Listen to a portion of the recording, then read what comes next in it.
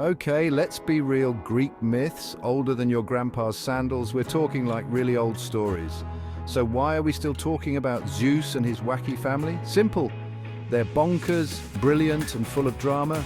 Imagine a soap opera directed by a toddler on a sugar rush. That's Greek mythology. Gods, monsters, heroes, love triangles, sometimes squares, even pentagons.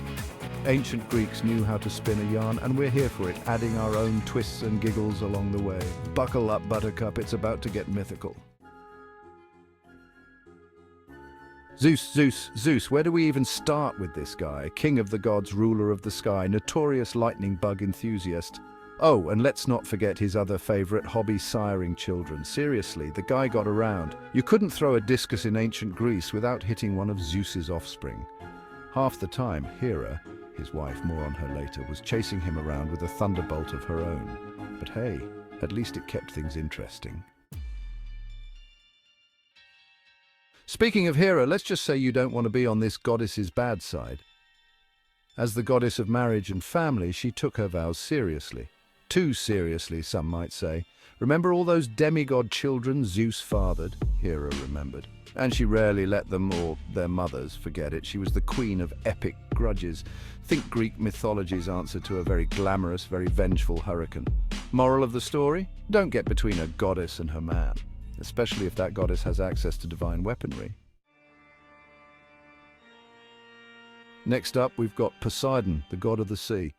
Known for his immense power and unpredictable temper, Poseidon ruled over all the waters of the world.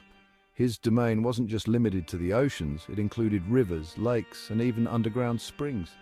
Imagine a grumpy old man yelling at kids to get off his lawn, but instead of a lawn, it's the entire ocean. His mood could change the calmest seas into raging storms in an instant. When he wasn't busy creating storms or chatting with dolphins, Poseidon loved a good competition. He was known to challenge other gods and mortals alike, always eager to prove his superiority. He once lost a city-creating contest to Athena. Spoiler alert, she won Athens. Clever, right? Athena, the goddess of wisdom, offered the olive tree, a symbol of peace and prosperity, while Poseidon struck the ground with his trident, creating a saltwater spring. Let's just say Poseidon didn't take it well. His pride was wounded and his temper flared. The loss to Athena was a blow to his ego, and he wasn't one to forgive and forget easily. Saltwater taffy for everyone? Nope. Instead of sweet treats, Poseidon's wrath often resulted in turbulent seas and dangerous waves, more like a tsunami tantrum. His anger could manifest in the form of massive tsunamis, capable of wiping out entire coastal regions. The takeaway? Always let Poseidon win at sea-themed board games. Whether it's a friendly game or a serious competition, it's best to keep Poseidon happy. Trust us on this one.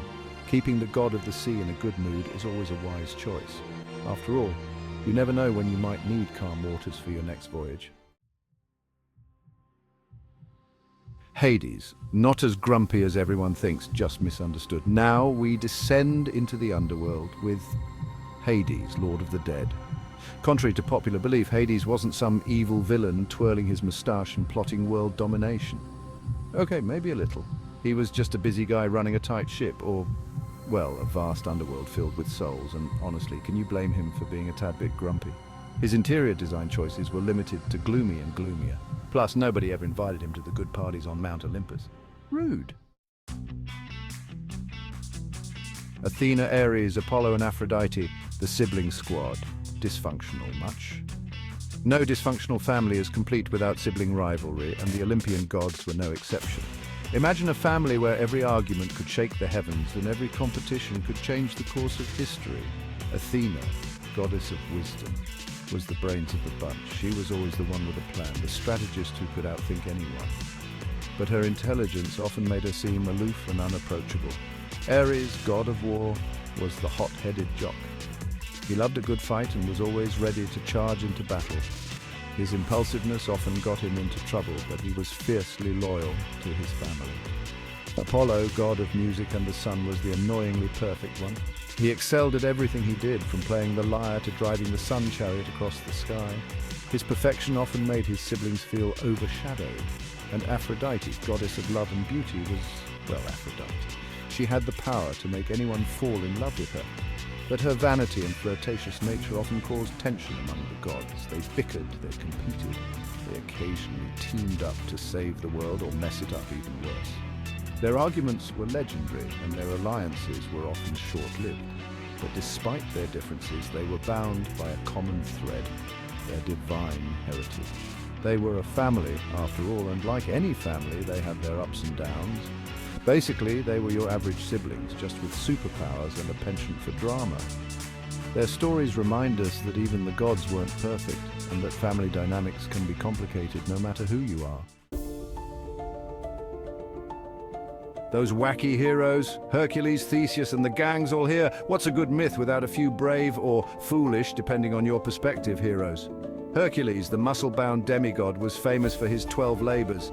Theseus slayed the Minotaur in a labyrinth. Perseus took down Medusa. Talk about a bad hair day. They battled monsters, rescued damsels and dudes in distress, and generally made a mess of the mortal realm. Think of them as the ancient Greek equivalent of action movie stars, complete with bulging biceps and questionable decision-making skills. Epic fails and funny fumbles when gods and mortals goof up. But here's the thing about Greek myths. They weren't all epic battles and glorious victories. Sure, we have the grand tales of heroism and the awe-inspiring feats of strength, but there's another side to these stories that often gets overlooked. Sometimes even the mightiest gods and bravest heroes tripped over their own togas and landed splat in a puddle of divine awkwardness. These moments of sheer clumsiness and unexpected blunders remind us that even the divine can have a bad day. Like that time Zeus tried to seduce a nymph disguised as a swan. Yes, the king of the gods, with all his power and majesty, thought it was a good idea to turn into a bird to win someone's affection. Smooth move, Zeus, real smooth. One can only imagine the look on the nymph's face when she saw a swan trying to woo her. It's a classic case of divine miscalculation. Or when Icarus, despite his father's warnings, flew too close to the sun and melted his wax wings. The story of Icarus is often told as a cautionary tale about hubris and the dangers of overreaching. But let's not forget the sheer absurdity of the situation. Talk about a fashion faux pas. Imagine the ancient Greek tabloids. Icarus's hot new look, melted wings. It's a reminder that even in the pursuit of greatness, one can end up looking quite foolish. The Greeks understood that even in a world of gods and monsters, life was full of hilarious mishaps and facepalm moments. These stories were not just about teaching lessons or showcasing power. They were also about highlighting the humor and humanity in the divine. Greek mythology is rich with tales that make us laugh and cringe at the same time. The gods, with all their might, were not immune to making mistakes, and the mortals, despite their best efforts, often found themselves in ridiculous predicaments. Take Dionysus, the god of wine and revelry, for instance. His escapades often led to some of the most comical situations in mythology, whether it was getting drunk and causing chaos or being captured by pirates who had no idea who they were dealing with. Dionysus' stories are a treasure trove of divine comedy. These tales remind us that laughter and folly are universal, transcending even the boundaries between gods and mortals. They show us that no matter how powerful or wise one might be, everyone is capable of a good old-fashioned goof-up. So the next time you hear a grand tale of Greek mythology, remember to look for the humor hidden within. After all, even the gods had their off days, and those moments are what make these ancient stories so wonderfully relatable and timeless. Moral of the story, there's a moral. So what did we learn from these wacky tales? Well, that depends. Are you looking for life lessons, philosophical insights, a surefire guide to understanding the human condition? You might want to check the philosophy section, because Greek myths were more about entertainment than enlightenment. Sure, there are themes of love, loss, betrayal, and redemption, but mostly they're just really, really good stories. And who doesn't love a good story? Timeless tales for a tickle and a think. The beauty of Greek myths is that they've been retold and reinterpreted for centuries. From ancient amphitheaters to modern-day movie theaters, these stories have captured our imaginations and left us wanting more. They make us laugh, they make us think, and they remind us that even in a world of gods and monsters, we're not so different after all, except, for the whole immortality and superpowers thing. So you want to be a Greek myth expert? Don't worry, we won't test you. Congratulations, you've survived a crash course in Greek mythology, absurdity and all. Now you can impress your friends with your knowledge of Zeus's love life or challenge your family to a game of Name That God. Just remember, these myths were meant to be enjoyed. So go forth, spread the laughter and keep the spirit of ancient Greece alive, one ridiculous, hilarious story at a time.